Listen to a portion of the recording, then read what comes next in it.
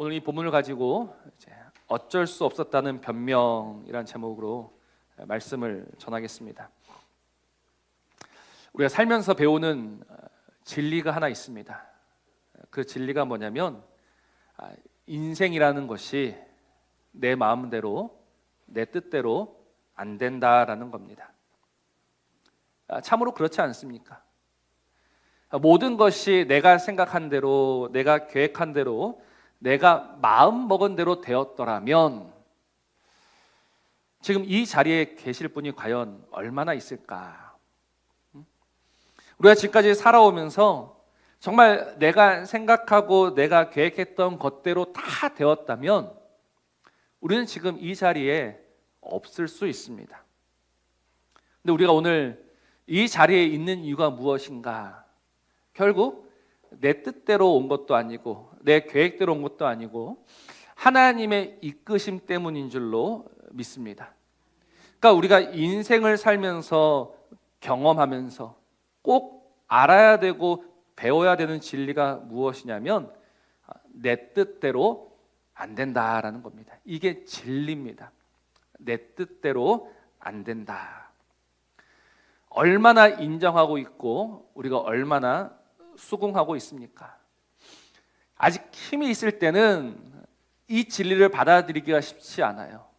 얼마든지 꿈꾸는 대로 다 이루어질 것 같아요. 그러나 성경이 말하는 지혜와 성경이 말하는 진리가 무엇입니까? 사람이 마음으로 자기의 길을 계획할지라도 그의 걸음을 인도하시는 이는 여호와시다. 이게 내 뜻대로 안 된다는 거죠.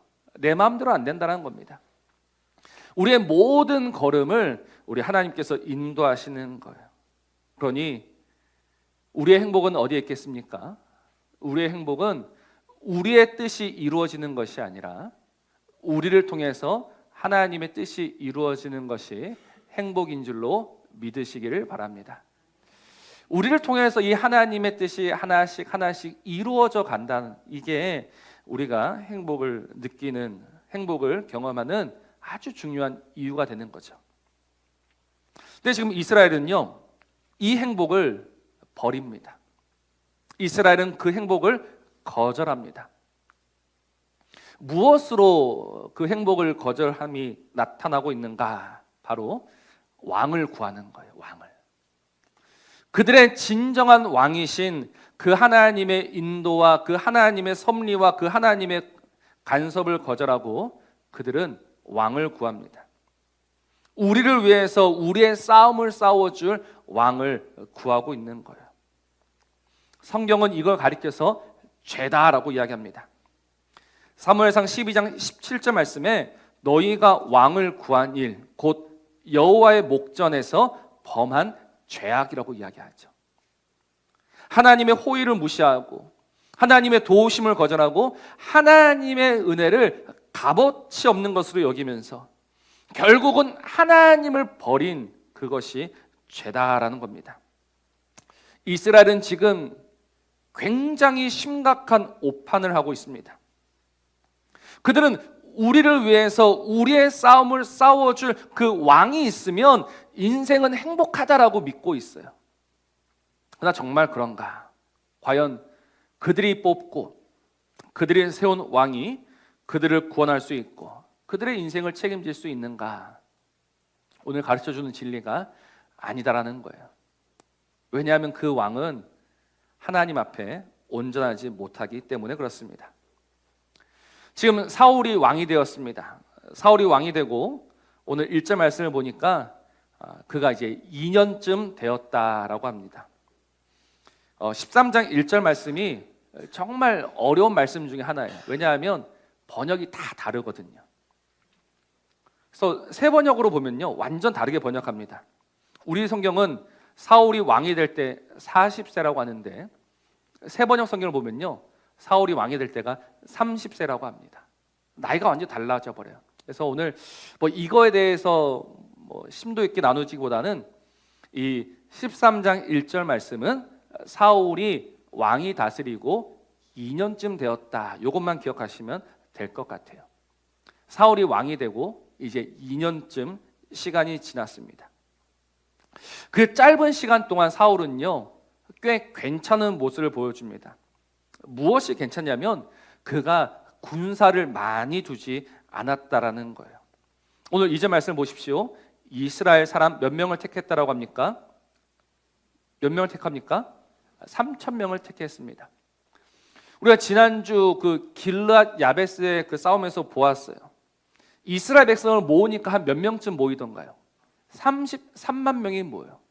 그런데 사울은 3,000명만 자신의 곁에 둡니다. 이게 왜 괜찮은 모습인가?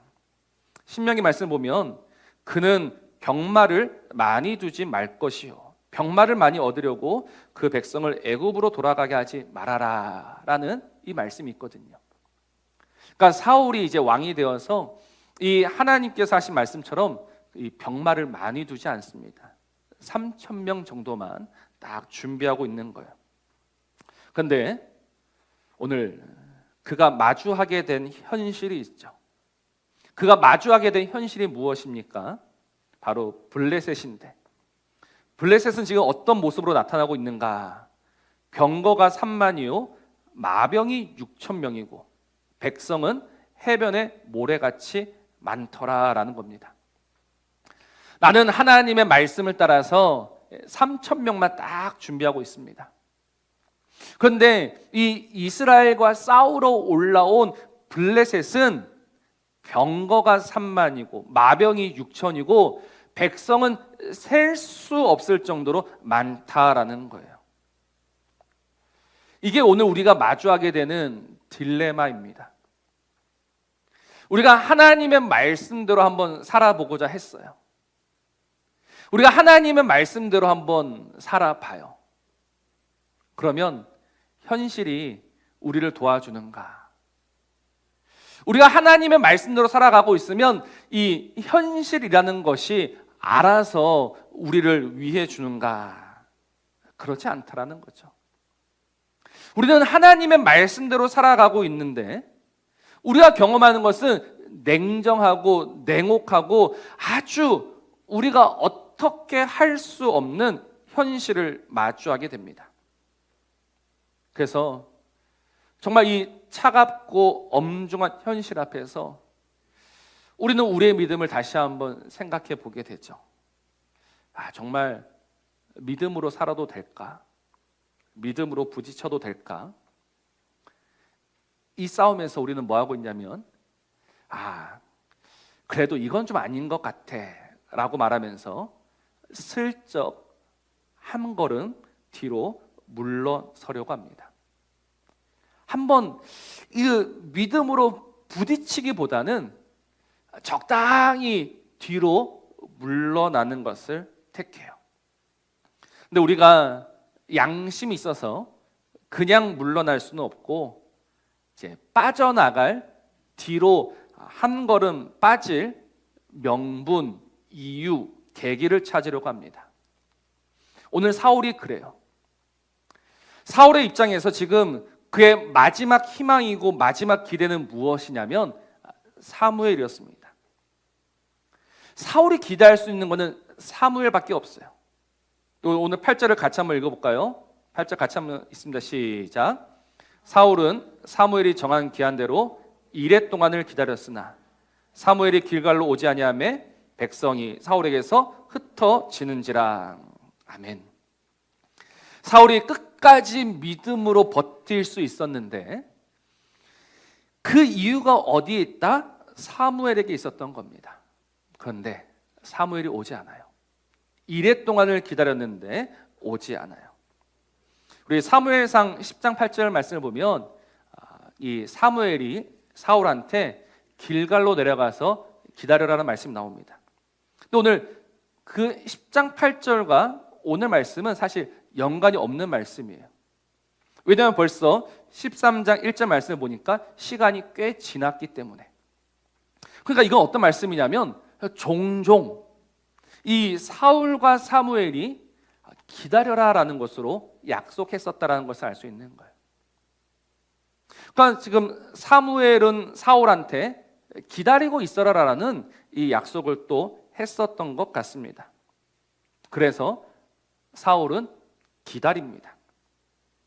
그런데 기다리는데 오지 않아요.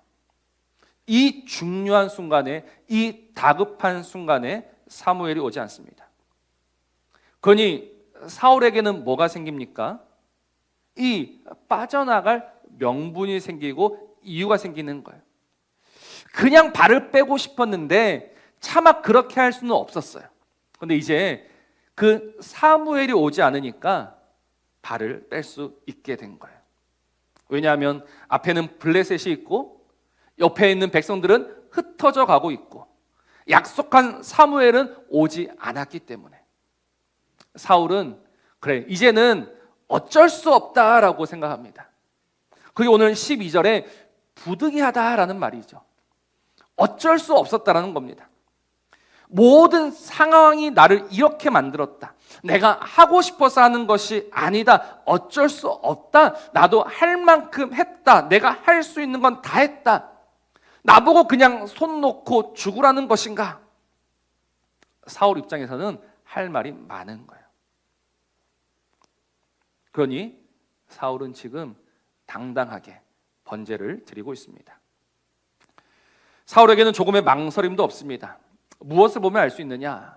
10절을 보십시오. 10절 마지막을 보면 사울이 나가 맞으며 무난하매라고 했습니다. 뒤늦게 사무엘이 도착했을 때 사울은 당당하게 그를 맞이하러 나가는 겁니다. 그런데 이 당당한 사울과는 달리 사무엘의 표정은 심각합니다. 사무엘은 질문을 합니다. 지금 무엇을 했습니까? 사울의 답을 들은 사무엘이 이야기하죠. 당신이 망령되이 행하였다. 당신이 어리석은 짓을 했다. 당신이 미련한 짓을 했다. 당신이 바보처럼 행동했다라고 이야기합니다. 사실 지금 이 상황은 누가 누구에게 뭐라고 해야 하는가? 사무엘이 사울을 책망할 것이 아니라 사울이 사무엘을 책망하는 게 맞아요. 지금 상황이 급한데 이 상황이 급박하다면 밥 먹다가 숟가락이라도 내려놓고 뛰어와야 되는데 하필 이 중요한 순간에 늦게 도착한 사무엘. 그런데 늦게 도착한 그 사람이 오히려 나를 책망하고 나를 질책해요. 망령되이 행하였다. 오늘 이 본문을 묵상하면서 이 사무엘의 입장과 사울의 입장을 생각해 보면 여러분들은 누구의 입장에 더 공감이 되십니까? 저는 사울의 손을 들어주고 싶어요. 지금만큼은 사울이 맞는 것 같아요. 왜냐하면 우리가 사울처럼 살아가고 있기 때문입니다. 우리가 이 힘든 세상에서 정말 먹고 살기 위해서 고군분투하고 있지 않습니까? 그래도 우리가 일주일에 한 번씩 꼬박꼬박 예배 자리에 찾아오지 않습니까? 이거면 됐지 뭘 더 할 수 있겠습니까? 이게 지금 사실 사울의 입장이다라는 겁니다. 사울의 입장이고 우리의 입장이죠. 나는 할 거 다 했어요. 내가 할 수 있는 거는 다 했어요. 나는 이 힘든 세상에서 꼬박꼬박 예배 잘 드리고 있어요. 뭘 더 할 수 있겠습니까? 네, 그런 우리를 보시면서 하나님이 그래 잘하고 있다라고 좀 칭찬해 주시면 좋겠는데 하나님께서 사무엘을 통해서 하시는 말씀이 뭐냐면 망령되이 행하고 있다. 어리석다라고 이야기하고 계시는 거죠. 뭘 그리 잘못했단 말인가? 사울이 뭘 그리 잘못했고 우리가 뭘 그리 잘못했단 말인가? 내가 하고 할 수 있는 도리는 다 했으면 되는 거 아닌가라고 묻고 싶은데 하나님 도대체 우리 보고 뭘 잘못했다라고 하시는 걸까요? 이에 대해서 보통 이제 두 가지 답을 내놓습니다. 첫 번째는 뭐냐면 사울이 조금 더 기다렸어야 했다라는 거예요. 이래 동안 기다리라 했었고 아마 지금 이 번제 드리는 그날이 7일째 되는 날이었을 거다. 그러니까 아직 사무엘은 약속을 어긴 것이 아니다라고 이야기하는 주장도 있습니다. 또 하나는 사울이 이 제사를 드릴 자격이 없다. 제사는 사무엘이 드려야 한다라고 이야기하기도 합니다. 네, 사무엘상 14장 말씀을 보면요, 사울이 하나님께 제단을 쌓는 장면이 나옵니다. 그러니 이 사울이 조금 더 기다려야 했다. 사울이 번제를 인도하는 것은 문제가 있다. 이것만으로 오늘 이 본문의 답을 내리기에는 조금 문제가 있는 것 같습니다. 근데 그것보다도 오늘 본문은요, 사울이 무엇을 잘못했는지 명확하게 말하고 있어요. 오늘 13절을 보십시오. 사무엘이 사울에게 이르되 왕이 망령되이 행하였도다. 왕이 왕의 하나님 여호와께서 왕에게 내리신 명령을 지키지 아니하였다라고 했습니다. 14절에서도 똑같이 반복하고 있죠. 지금은 왕의 나라가 길지 못할 것이라 여호와께서 왕에게 명령하신 바를 왕이 지키지 아니하였다라고 했습니다. 그러니까 지금 사울이 하나님 앞에서 저지른 잘못이 무엇이냐면 하나님이 명하신 바를 지키지 않았다라는 거예요. 그럼 우리는 하나님께서 명하신 것이 과연 무엇인가라고 생각해 보아야 합니다. 하나님께서 명하신 게 있죠. 바로 그 앞에 사무엘상 12장에 나옵니다. 우리 조금 길지만 우리 제가 읽을 때 눈으로 한번 따라오시기 바랍니다. 사무엘상 12장 20절부터 마지막입니다. 사무엘이 백성에게 이르되 두려워하지 말라. 너희가 과연 이 모든 악을 행하였으나 여호와를 따르는 데서 돌아서지 말고 오직 너희의 마음을 다하여 여호와를 섬기라. 돌아서서 유익하게도 못하며 구원하지도 못하는 헛된 것을 따르지 말라. 그들은 헛되니라. 여호와께서는 너희를 자기 백성으로 삼으신 것을 기뻐하셨으므로 여호와께서는 그의 크신 이름을 위해서라도 자기 백성을 버리지 아니하실 것이요 나는 너희를 위하여 기도하기를 싫는 죄를 여호와 앞에 결단코 범하지 아니하고 선하고 의로운 길을 너희에게 가르칠 것인지 너희는 여호와께서 너희를 위하여 행하신 그 큰 일을 생각하여 오직 그를 경외하며 너희의 마음을 다하여 진실히 섬기라. 만일 너희가 여전히 악을 행하면 너희와 너희 왕이 다 멸망하리라. 이게 하나님의 명령입니다. 이 긴 하나님의 명령을요, 딱 한 문장으로 요약할 수 있어요. 뭐냐면 나를 믿어라라는 겁니다. 하나님의 명령은 뭐다? 나를 믿어라. 너희들은 누가 책임진다? 내가 책임진다. 내가 내 이름을 위해서라도 내 이름을 걸고 내가 책임진다. 나를 믿어라. 그러니 사울의 범죄가 무엇입니까? 하나님을 믿지 않은 거예요. 오늘 사울이 하나님 앞에서 범했던 그 잘못은 무엇이냐면 하나님을 믿지 않는 겁니다. 하나님을 믿을 수가 없었던 겁니다. 왜? 상황이 그러하니까. 상황 때문에. 사울이 왜 번제를 드립니까? 말은 그럴싸하죠. 하나님께 은혜를 구하기 위해서. 근데 여러분, 이 사울이 번제를 드린 이유가 뭐냐면요, 오늘 8절 제일 마지막에 백성이 사울에게서 흩어지는지라 사울이 이르되 번제와 화목제물을 가져오라. 왜 번제를 드렸습니까? 백성들이 흩어지고 있거든요. 그나마 남아있던 그 백성들마저 흩어지고 있거든요. 그러면 어떻게 하면 이 백성들을 붙잡아 둘 수 있을까를 생각하다가 이 번제와 화목제라는 수단을 생각해낸 거예요. 왜냐하면 이 번제를 통해서 하나님의 백성들이 두려움을 가졌었거든요. 사무엘상 12장에서 사무엘이 그 하나님 앞에 기도하고 하나님 앞에 나아갔을 때 모든 백성들이 여호와와 사무엘을 두려워했었다라고 합니다. 그러니까 이 흩어지고 있는 백성들을 다시 한번 붙들려면 그때 그 강렬한 기억, 그 강렬한 기억을 되살릴 수 있는 번제라는 수단을 택해야 했던 거예요. 하나님께 은혜를 구하고 하나님의 도우심을 구하기 위한 것이 아니라 그 백성들의 마음을 사로잡기 위한 수단으로서의 제사였었다라는 겁니다. 그러면서 뭐합니까? 변명하죠. 핑계하죠.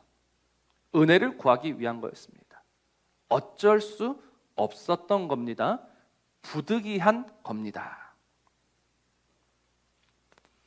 이 사울의 모습이 꼭 우리를 닮아 있지 않습니까?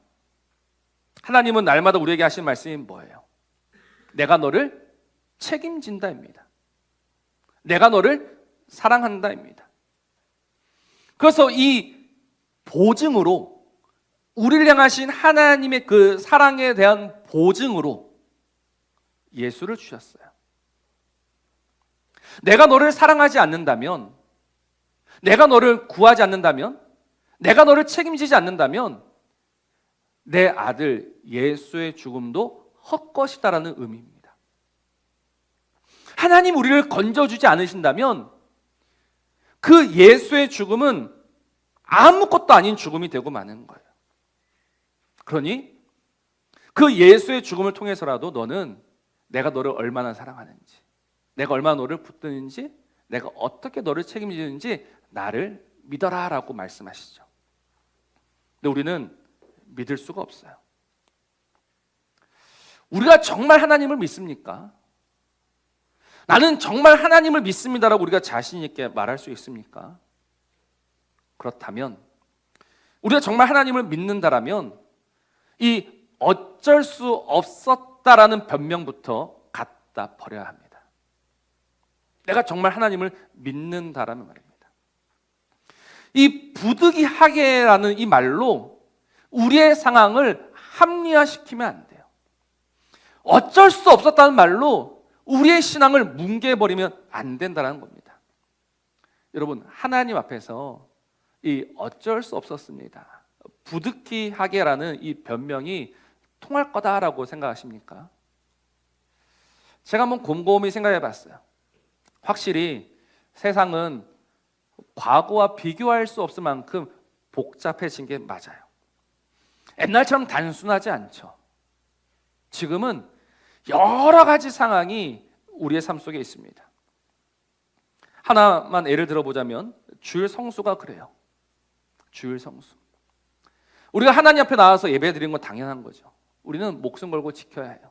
그러나 지킬 수 없는 상황이 있어요. 분명히 있어요. 우리 교회 군인이 있는데, 여러분, 군인이 주일에 당직 근무를 서야 됩니다. 그러면 나는 신앙을 위해서 나는 무조건 교회 가야 됩니다라고 다 내팽개쳐두고 와야 하는가? 그래서 목사님이 책임지세요라고 과연 이야기할 수 있을까? 여러분, 하나님이 우리에게 주신 아주 좋은 게 하나 있어요. 그게 뭐냐면 신앙의 양심이라는 겁니다. 무슨 말이냐면 우리는 스스로에게 묻고 스스로에게 답할 수 있는 양심을 가져야 되는 거예요. 그래서 디모데전서 1장 말씀을 보면 믿음과 무엇을 가지라고 하냐면 착한 양심을 가져라라고 합니다. 믿음을 가지고 착한 양심을 가지는 거예요.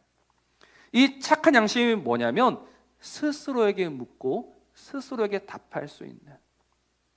여러분, 기독교는요 정죄의 종교가 아닙니다. 묻자르듯이 이건 맞고 저건 틀려라고 말하는 종교가 아니다라는 거예요. 여러분, 간음하다가 붙잡혀온 여인 알고 있지 않습니까? 사람들은 정죄했습니다. 당장 죽여야 한다. 그런데 예수님의 말씀 앞에 다 떠나가고 그 예수님과 여인만 단둘이 남았어요. 그때 예수님이 뭐라고 하시던 거야? 그 여인에게 나도 너를 정죄하지 않는다. 나도 너를 정죄하지 않는데요. 예수님도 우리를 정죄하지 않으세요. 근데 우리가 누구이기에, 우리가 무엇이기에 서로를 향해서 정죄의 칼날을 들이댈 수 있겠습니까? 그건 우리가 할 수 있는 게 아니에요. 그건 잘못했습니다. 그건 틀렸습니다라고 우리가 쉽게 말할 수 없어요.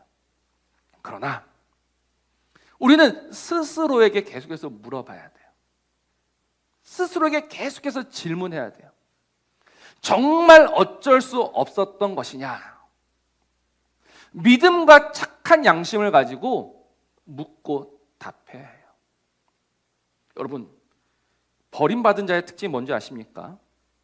디모데전서 4장 말씀을 보면요, 자기 양심이 화인을 맞았다라고 합니다.